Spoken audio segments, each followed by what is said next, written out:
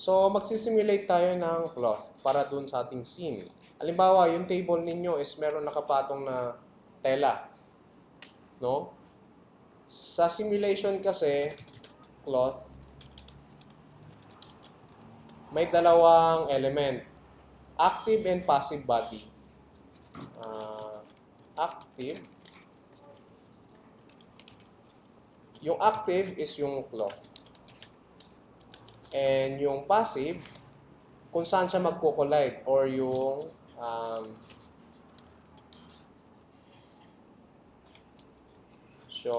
object. Kuwari, yung table. Wala akong ano. Ayan. So, paano ba siya ma-achieve? Ang gagawin natin, punta tayo ng effects. Usually, di ba, nasa modeling tayo. Ito ng effects, nandun si nCloth. Now, nandito si passive at saka si create nCloth. So, syempre, ang gagawin ko si table or yung collider natin is passive. Yan. Papansin nyo yung timeline is merong blue and red. Kung yun ang pansinin yan, okay lang yan. And this one, ito yung magiging cloth natin. Yan yung active. So, gawin natin siyang cloth. Create. So, paano natin siya ma-check? Kailangan natin i-check yung animation. Masyado mabilis. Masyado mabilis yung animation, that means kailangan nyo i-adjust. Click nyo yung running man dito sa may lower right. Gawin nyo, instead of play every frame 24 FPS. And then, save that. So, hayaan nyo siyang bumagsak. And then, pause. So, ganyan yung effect ni nCloth. Hindi nyo kailangang i-model. Good luck kung i-model nyo siya. Mahirap. So, sir, meron ka pang isang example. Ano naman yung difference ng dalawa? So, ano mapapansin nyo sa kanila, physically, dito sa geometry? Mas maraming subdivision to, ito yung less. So, nire-recommend ko kapag ka nag-simulate kayo ng cloth, mas maraming division. Kasi kapag ka lesser, sige, gawin natin siyang passive ito, and then ito, nCloth. So, try natin i-play. Nagmumukha siyang stiff. Di ba? Yan. So, sa ganyan siya, mas magandang marami yung divisions nung polygons. Sir, gagamitin ko na po siya. Paano ko siya ilalagay dun sa scene ko? Or, halimbawa, dito. Meron siyang cloth dito, no? Sabihin na natin, paano natin siya ilalagay dun sa scene? Ang gagawin ko lang is, duplicate natin. Pag nag-play tayo ulit, naka-static na siya. So, that means, wala na siyang simulation. Nare-recommend ko na i-duplicate nyo yung naka-nCloth na polygon. Kasi every time na magbubukas kayo na meron kayong nCloth, ganito, most likely, mabigat yung scene ninyo. So, i-simulate nyo siya sa separate na scene. Sample, eto, lalagyan ko ng cloth yung ating table. Gagawin ko, edit, copy, punta ko na another scene, edit, then ipi-paste ko siya dun sa scene ko. Paste. Dun siya. Separate hindi pwedeng dun mismo. Huwag kayo magsisimulate mismo dun sa props. Most likely, magka-crash yan. Gawa ka ng plane kung gaano kalaki. Plane. Gawa tayo ng plane. Siguro, ganito. Like, ganyan lang. And, next is, syempre, the higher yung resolution, nandito siya sa nakikita sa channel box editor. Kapag nag-create kayo ng object, usually pwede nyo i-edit yung subdivision niyan. 50 is better. Or pwedeng 40. Ayan. Sabihin na natin ganyan. And then, punta kayo ng effects. Ito si passive. Ito si active or enclosed. Tapos, i-play natin.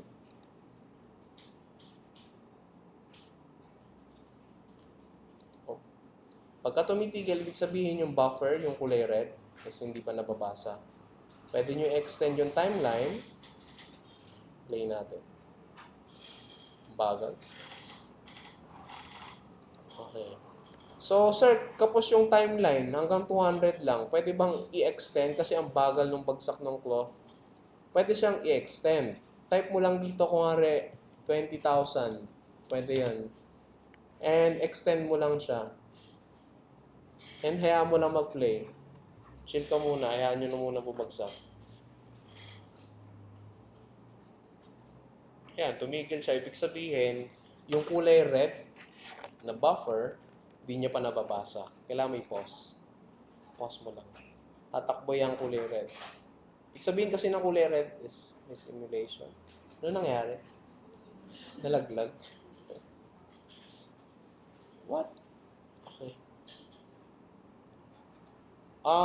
Pwede natin i-edit yung attribute ni cloth. Halimbawa, pag bumagsak siya, ayokong parang nagsa-slide siya.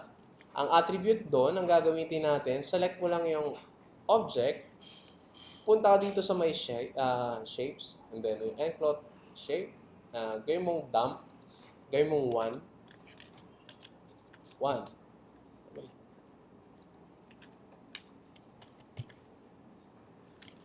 Ay, mag-edit. Naka-frame number, ano kasi siya. Ito na lang. Enclosed. Ako, ang daming attribute, baka ma-overwhelm kayo. Gawin ko na lang ito.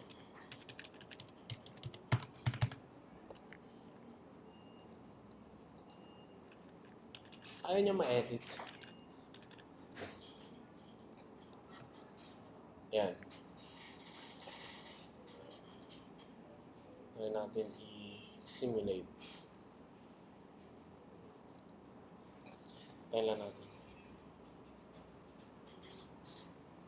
Yung dump kasi, ibig sabihin nun, pagka once na dumikit na siya dun sa collider, hindi na siya gagalaw. Kumbaga, ano bang sample is,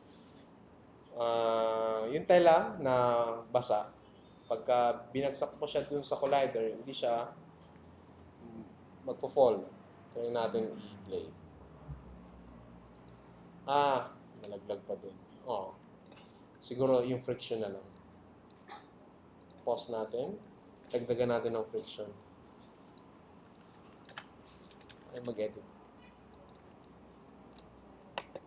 And play natin.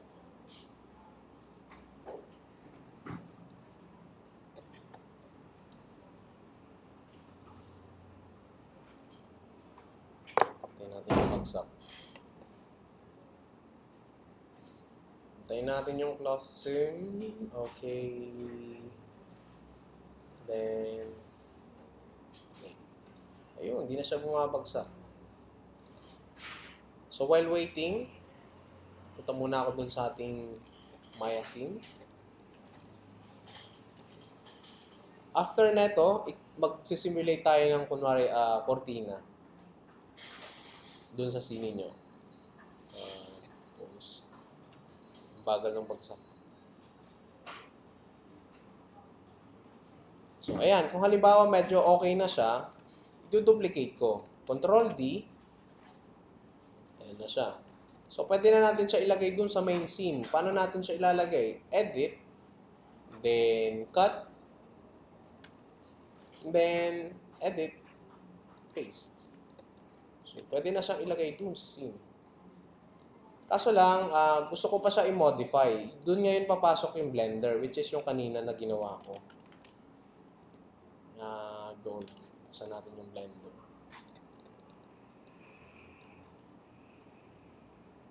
Shortcuts, gagawin ko siyang industry compatible para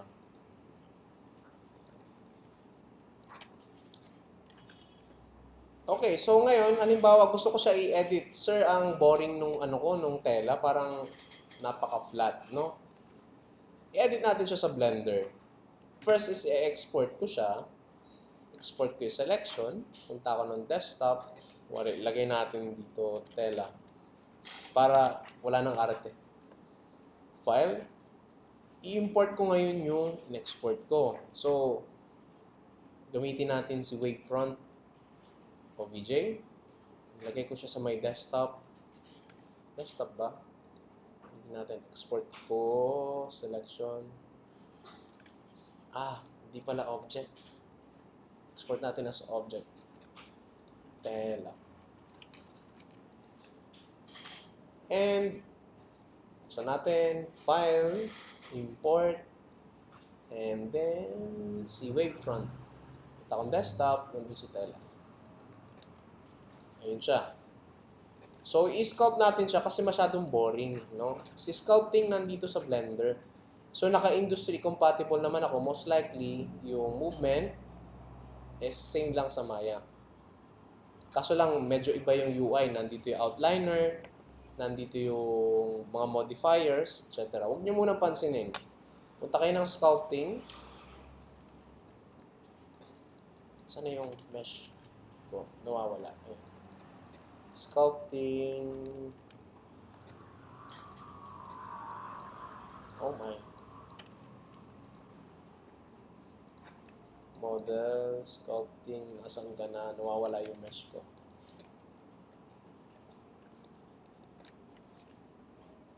Select muna natin yung tela. Press 0. Nawawala. Oops. Alam ko na kasi yung units niya is naka-foot. Kailangan natin ibahin din dito. Hindi ko in-expect yun na metric. Yung kung meters, length. Okay.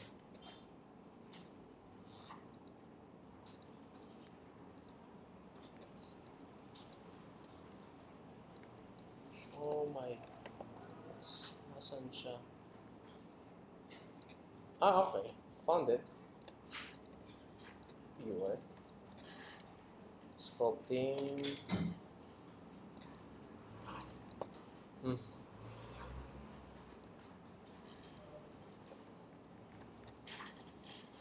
Ayun. Zoom out lang natin. So, yung tela, gusto ko siya i-modify. Punta tayo dun, di ba, sa sculpting. In-import ko siya, kung nare-recall nyo, sorry, sa nalag. Ngayon, gagamit tayo nito. Scroll down, nandito nyo yung, nakikita nyo yung cloth na kulay purple. Pwede nyo yan, kunwari, i-fold konti. Fold natin siya. Dagdagan natin ng value, like, sabihin na natin yung strength is 5. Uy, ayaw ng 5. Ayan. So, kunwari, gusto nyo lagyan ng konting lukot. Diba? Ang boring naman ko pagka ang tela is, ano lang, ganun lang, yung straight lang. Siyempre, dapat yung cloth, lagyan nyo ng konting folds. So, anong pinipindot nyo, sir? Bakit nagiging ganun siya? Left click lang, para kayo nagbabrush sa Photoshop. Ganyan. Ayan, atake natin. Then, ito rin.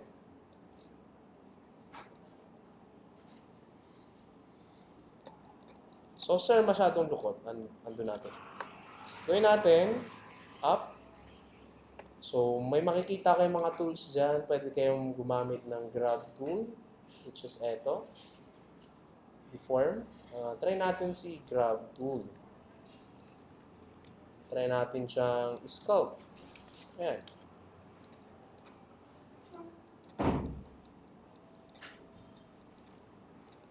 And then ito, i-push pa natin pa back.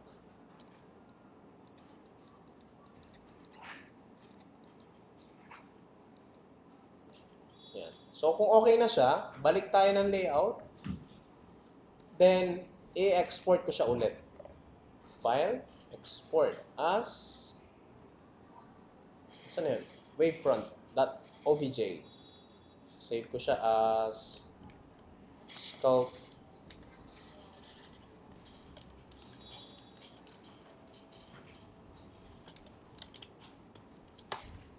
Then, ayan. Export natin siya. So, sa tingin nyo ba magiging same ang size niya? Yes, magiging same pa rin yung size niya. And yung position. So, ito sa sculpted cloth, galing kay Blender. Ito na yung look niya ngayon. So, much better. Pero, medyo nakaangat lang siya. Konting polish. So, to fix that, face, double click, tapos, gamit kayo ng soft selection. Reset ko lang yung parang space. Move natin to, nandito si soft selection. And then, i-click ko lang siya. Lakihan natin yung brush, fall of radius. Yan. Oops. Push natin up. So, ngayon, pwede ko ipatong dito yung hook. Like that. Sir, may collision po. Okay lang po ba yan? Yes, okay lang naman. Wala namang problema. Kasi hindi naman masyado makikita yan. Lalo na kapag magre-render kayo ng ganito yung view, sa tingin nyo ba, hindi naman siya makikita eh. Unless mag-zoom in kayo. No? Sir, pwede bang i-extrude ko pa o kapalan ko pa yung tela? Yes, pwede pa. By pressing Ctrl E or extrude natin. Halimbawa, ito. Yun, may kapal na yung tela. So, pwede rin dito. Pwede na. Ayan. Try natin mag-extrude. Yan. Since static naman yung scene natin, hindi naman animation, yung sa finals, this is workable. So, yung sa, curtain. Stop.